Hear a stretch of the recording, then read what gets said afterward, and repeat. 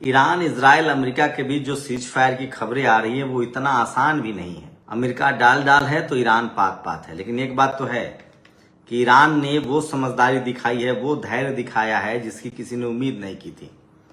Donald Trump ने लगातार पिछले 28 फरवरी से दर्जनों बार ईरान को खत्म करने की धमकी दी। ये एक मानसिक दबाव बनाने की रणनीति थी, क्योंकि ईरान से अमेरिका युद्ध हार रहा था। और इसका नतीजा ये है कि दुनिया में ग्लोबल जो ट्रीटी होती है, एक दूसरे पर अविश्वास खत्म हो गया है। कहा जा रहा है कि 19 जून को स्विट्जरलैंड में ये समझौता होगा, डील होगा। उसके बाद भी ईरान भरोसा नहीं कर रहा है अमेरिका पर, क्योंकि डोनाल्ड ट्रंप इस तरह से अविश्वसनीय हो गया है।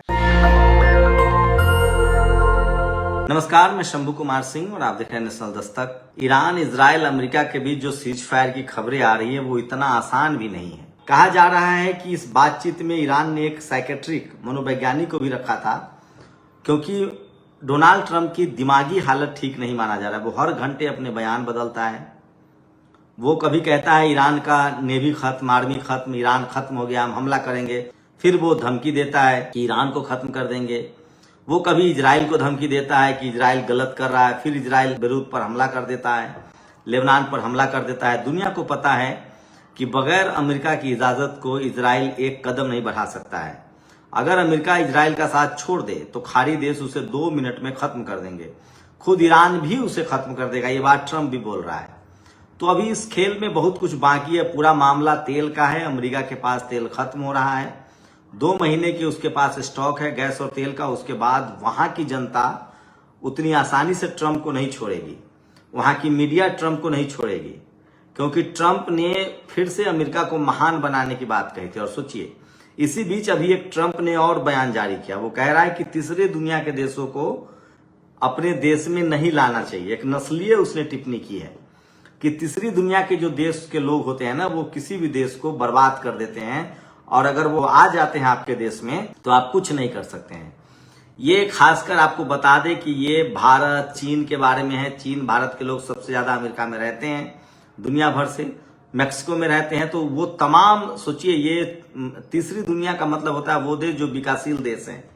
तो ट्रंप अब अपनी हार को नस्लीय, चूंकि ट्रंप से सवाल पूछे जा रहे हैं, मीडिया सवाल पूछ रहा है कि होर्मुज स्ट्रीट पहले भी खुला था, हमें क्या मिला। अमेरिका को इस युद्ध में बहुत नुकसान हुआ, इतना नुकसान जिसकी आप कल्पना नहीं कर सकते हैं। एक तो उसे $325 बिलियन ईरान को हर्जाना देना है। साथ ही ईरान का कुछ नहीं बिगड़ा। उसने अमेरिका की युद्धपोत डुबा दिए, जेट गिरा दिए, उसके सैनिक मार डाले, उसके पेट्रो डॉलर कारोबार चौपट हो गया, उसके हथियारों की पोल खुल गई। खाड़ी देशों से 120 सैनिक अड्डे तबाह हो गए। तो ये सारे सवाल डोनाल्ड ट्रंप से पूछे जा रहे हैं, और इसीलिए वो देश को फिर से नस्लीय आग में झोंकने की तैयारी कर रहा है, सिर्फ अपने बचाव के लिए। वो कह रहा है मागा, मेक अगेन ग्रेट अमेरिका, फिर से अमेरिका को महान बनाना है। तो महानता तो देख लिया दुनिया ने, अब उसे फिर से तैयारी करनी पड़ेगी। लेकिन ईरान जो है वो मास्टर निकला है। वो सुपर पावर की लिस्ट में भी आ गया है। उसके मिसाइल्स और ड्रोन्स के सामने अमेरिका की एक नहीं चली। उसकी वायु रक्षा प्रणाली शानदार है, और उसने अमेरिका के सभी उन्नत जेट को गिराया इस युद्ध में। उसने अमेरिका के सभी युद्धपोत पर हमले किए हैं, और अपनी सीमा की सुरक्षा उसने मुस्तैदी से की। और दुनिया भर के 12 देशों में, खाड़ी देशों में खासकर जो अमेरिकी ठिकाने थे, उस पर हमला किया है। अजरबैजान पर भी कुछ हमले हुए हैं। इंग्लैंड के एक द्वीप पर भी हमला हुआ। 3000 किलोमीटर तक का रेंज था मिसाइल का। तो आप इसी से अंदाजा लगा सकते हैं कि ईरान की एक बड़ी तैयारी थी, मुकम्मल तैयारी थी। लेकिन अभी भी ईरान भरोसा नहीं कर रहा है। सारी शर्तें ईरान की मान ली गई है। 19 तारीख को फाइनल डील होगा। उसके बाद भी ईरान ने शर्त रखी है कि इस समझौते में गारंटर रूस और चीन होगा। नॉर्थ कोरिया तो नहीं नाम ले रहा है, लेकिन रूस और चीन का नाम है। इसका मतलब है कि अगर भविष्य में ईरान पर हमला होता है, रूस और चीन जो है इस युद्ध में फिर से शामिल होगा। इस तरह की डिमांड है ईरान की, और ईरान की कूटनीतिक सफलता शानदार रही है। अमेरिका के तमाम धमकी के बावजूद ईरान ने सरेंडर नहीं किया। लेकिन इसमें खाड़ी देशों की भी भूमिका महत्वपूर्ण है। कहा जा रहा है कि खाड़ी देशों ने ही बाकायदा ईरान को सारी तस्वीरें मुहैया कराई, सारा लोकेशन मुहैया कराया कि अमेरिका के कहां कहां ठिकाने हैं। तो लगभग खाड़ी देशों ने इजराइल के खिलाफ गोलबंदी कर ली है, अमेरिका के खिलाफ गोलबंदी कर ली है। और उनको अब लग गया है कि वो खाड़ी देश जिनके पास सबसे ज्यादा तेल और गैस की संपत्ति है, वो अपने ही डॉलर में ये सारा कारोबार करेंगे। रही बात स्ट्रेट होर्मुज खुलवाने की बेचैनी, अमेरिका को दुनिया के दूसरे देशों के लिए नहीं है। दरअसल उसके पास तेल और गैस का स्टॉक खत्म हो रहा है और अमेरिका की जनता पढ़ी लिखी है, वहां की मीडिया तीखे सवाल करता है, वहां हाईकोर्ट सुप्रीम कोर्ट अभी भी काम कर रहा है, वहां के सीनेट ने अमेरिका के युद्ध करने की ताकत भी छीन ली है। तो सोचिए कि 2 महीना पहले ही डोनाल्ड ट्रंप डर गया और उसे पता था कि अगर होर्मुज नहीं खुलेगा तो मुश्किलें बढ़ेंगी, लेकिन ईरान भी कह रहा है कि हमने 45 साल प्रतिबंध झेले हैं। होर्मुज खुलने में कम से कम 1 साल का समय लगेगा पूरी तरह से उसे संचालित होने में, क्योंकि ईरान ने वहां माइंस बिछा रखे हैं। जैसे लैंड माइंस होता है वैसे वाटर माइंस, मतलब इतने बारूद, इतने पानी में बम बिछाए हुए हैं कि वहां शिप जाएगा उड़ जाएगा, उसे हटाने में महीनों लगेंगे। पहली बात। दूसरी बात, ईरान ने साफ कहा है कि अमेरिका अपनी सेना हटाए फारस की खाड़ी से, ओमान की खाड़ी से, अरब सागर से और पूरे मध्य एशिया से, सेंट्रल एशिया से उसकी सेना के डिपार्चर होने चाहिए। खाड़ी देशों में वो अमेरिकी सेना को देखना नहीं चाहता है। प्लस वो एश्योरेंस चाहता है दुनिया से, यूनाइटेड नेशंस में इस बात पर दस्तखत हो कि फिर से अमेरिका ईरान पर हमला नहीं करेगा। वहीं इजराइल जो है वो किसी भी तरह से इस फाइनल डील को नहीं होने देना चाहता है। अमेरिका कह रहा है कि हम ईरान को समझा चुके हैं, इजराइल को समझा चुके हैं, वो हमला नहीं करेगा। लेकिन ईरान कह रहा है कि जब तक फिलिस्तीन से सेना वापस नहीं होगी, आईडीएफ नहीं जाएगा, जब तक फिलिस्तीन और गजा को इजराइल खाली नहीं करेगा, जब तक लेबनान को इजराइल खाली नहीं करेगा, अगर यमन पर हमला हुआ तो हम ये समझौता तोड़ देंगे और होर्मुज पर उसका पूरा कंट्रोल है। साथ ही सोचिए कि अब इजराइल की भी मुश्किलें बढ़ेंगी अगर अमेरिका उसका साथ छोड़ता है। इजराइल के बल पर ही अमेरिका दुनिया में सोचिए कोई देश अमेरिका के साथ खड़ा नहीं है सिवाय इजराइल के। कहा जा रहा है कि भारत उसके साथ है, तो क्या भारत कोई दबाव में हो सकता है?